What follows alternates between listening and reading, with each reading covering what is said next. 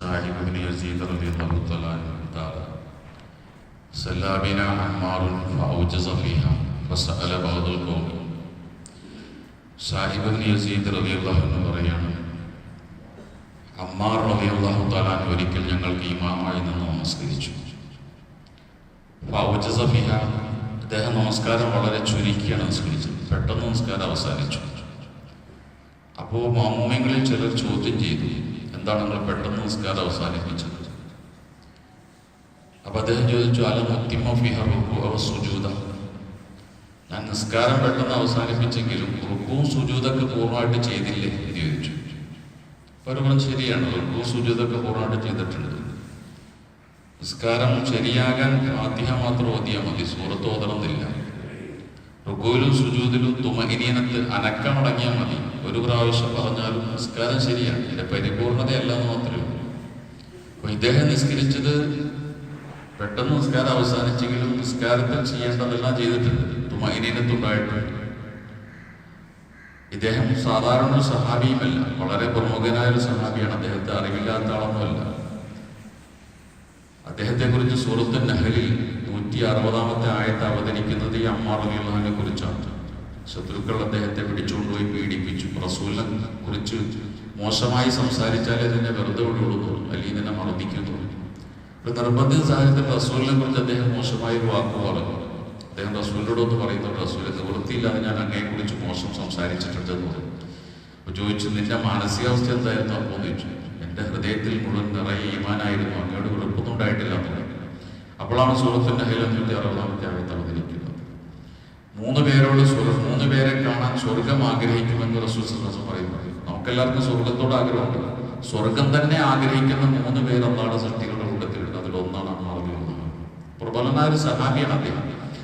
അദ്ദേഹമാണ് ഈ നിസ്കാരത്തിന് നേതൃത്വം കൊടുത്തത്. അദ്ദേഹത്തെ ചോദ്യം ചെയ്യുമ്പോൾ അദ്ദേഹം പറഞ്ഞത് ഇങ്ങനെയാണ്, നിസ്കാരത്തിൽ കുഴപ്പമൊന്നുമില്ലല്ലോ, നേരത്തെ പെട്ടെന്ന് അവസാനിച്ചു എന്നല്ലേ ഉള്ളൂ. എന്നിട്ട് അദ്ദേഹം പറഞ്ഞു, ഞാൻ നിസ്കാരം പെട്ടെന്ന് അവസാനിപ്പിച്ചെങ്കിലും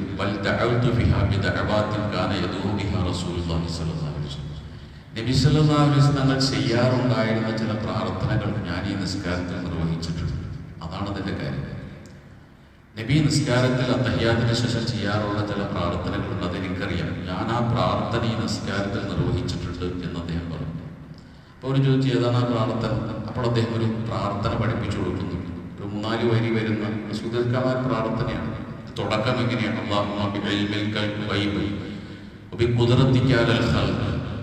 എന്ന് പറഞ്ഞാൽ എൻ്റെ തുടക്കം. അല്ലാഹുമ്മ അഹ്യിനി മാ കാനത്തിൽ ഹയാത്തു ഖൈറൻ ലി വതവഫനി ഇദാ അലിമത്തൽ വഫാത്ത ഖൈറൻ ലി എന്നാണ് ഇതിൻ്റെ തുടക്കം.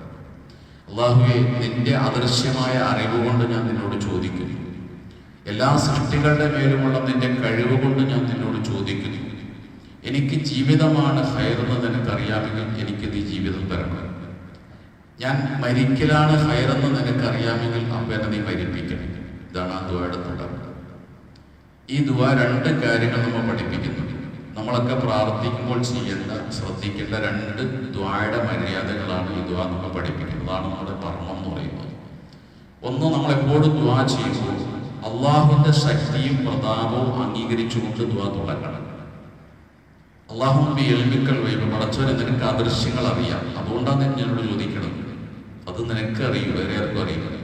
ഒബി ഖുദ്റത്തിക്കൽ ഖൽഖ്, എല്ലാ സൃഷ്ടികളുടെ മേലും നിനക്ക് കഴിവുണ്ട്, അതുകൊണ്ടാണ് നിന്നോട് ഞാൻ ചോദിക്കുന്നത്. നിന്നെപ്പോലെ ഒരാൾക്ക് കഴിവില്ല.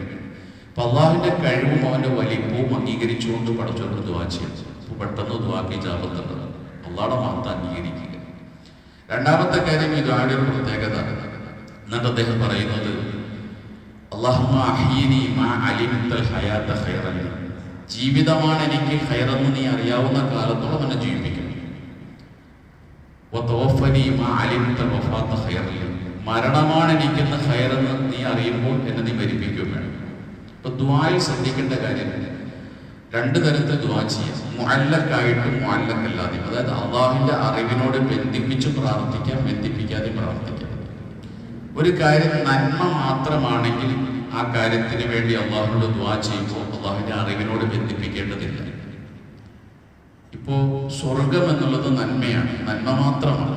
അപ്പം നമ്മൾ സ്വർഗം ചോദിക്കുമ്പോൾ പടച്ചവനെ എനിക്ക് സ്വർഗമാണ് ഖൈറെങ്കിൽ സ്വർഗം തരണേ എന്ന് പറയരുത്.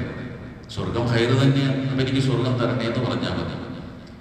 പാപങ്ങൾ പുറത്തു കിട്ടുക എന്നുള്ളത് നന്മ തന്നെയാണ്. അപ്പോൾ പാപം പൊറുക്കാൻ വേണ്ടി ചോദിക്കുമ്പോൾ നിനക്ക് എൻ്റെ പാപം പൊറുക്കൽ നന്മയാണെന്ന് നിനക്ക് അറിയാമെങ്കിൽ പാപം പൊറുക്കണേ എന്ന് പറയരുത്. എൻ്റെ പാപം നീ പുറത്തു തരണം, അതെനിക്ക് ഹൈറ് തന്നെയാണല്ലോ. എന്നാൽ വേറെ ചില കാര്യങ്ങളുണ്ട്, അത് നന്മയാണെന്ന് നമുക്കറിയില്ല.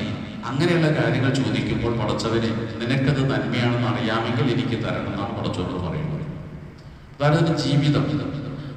അടുത്ത ഒരു ദിവസം കൂടി നമ്മൾ ജീവിച്ചിരുന്നാൽ നമുക്ക് ഹൈറാണോ എന്ന് നമുക്കറിയില്ല. ഇപ്പൊ നമ്മൾ നല്ലൊരു അവസ്ഥയിൽ ഈമാനൊക്കെ ഉണ്ട്. നാളെ ഒരു പക്ഷെ നമ്മൾ ജീവിച്ചിരുന്നാൽ മുറുത്തതായി പോകുമോ, ഈമാൻ കുറഞ്ഞു പോകുമോ എന്ന് പടച്ചവനറിയാം, നമുക്കറിയില്ല. അപ്പൊ ദീർഘായുസിന് വേണ്ടി നിരുപാധികം ചോദിക്കരുത്. ദീർഘായുസാണ് എനിക്ക് ഹൈറെങ്കിൽ എനിക്ക് നീ ദീർഘായുസ് തരണം, അങ്ങനെ ചോദിക്കരുത്. ഒരു പെണ്ണിനെ കല്യാണം ആലോചിച്ചു, ആ പെണ്ണിനെ തന്നെ വേണമെന്ന് പടച്ചോണ്ട് പറയരുത്. അവളെനിക്ക് ഹൈറാണെങ്കിൽ അവളെ എൻ്റെ ജീവിതത്തിലേക്ക് കൊണ്ടുവരണം. ഒരു ബിസിനസ് തുടങ്ങുകയാണ്, അത് തന്നെ എനിക്ക് തരണം എന്ന് പറയരുത്. അതെനിക്ക് ഹൈറാണെങ്കിൽ എനിക്കത് എളുപ്പമാക്കി തരണം. കാരണം ഹൈറും ഷറും പടച്ചോന്ന് അറിയാമോ. അപ്പൊ ഈ രണ്ട് രീതിയിൽ നമ്മൾ ശ്രദ്ധിക്കണം. തനിച്ച നന്മയാണെങ്കിൽ അള്ളാഹുവിനോട് നിരുപാധികം ചോദിക്കാം. നന്മയാണ് നമുക്കറിയില്ലാത്ത കാര്യങ്ങൾ അള്ളാഹുവിനോട് ചോദിക്കുമ്പോൾ നിനക്കറിയാമെങ്കിൽ എനിക്ക് തരണേ എന്നാണ് പ്രാർത്ഥിക്കേണ്ടത്. ഈ രണ്ട് അദബുകൾ ഈ പ്രാർത്ഥനയിൽ പഠിപ്പിക്കപ്പെടുന്നുണ്ട്. അത് വിശ്വാസം ചെയ്യുന്നത് ദുആയാണ്. അദ്ദേഹത്തിന് ശേഷം പഠിച്ച് ചെയ്യുന്നത് നല്ലതാണ്. അല്ലാഹു അനുഗ്രഹിക്കുമാറാകട്ടെ. സുബ്ഹാനല്ലാഹി വബിഹംദിഹി സുബ്ഹാനക്കല്ലാഹി വബിഹംദിഹി അഷ്ഹദു അല്ലാ ഇലാഹ ഇല്ലാ അൻത അസ്തഗ്ഫിറുക.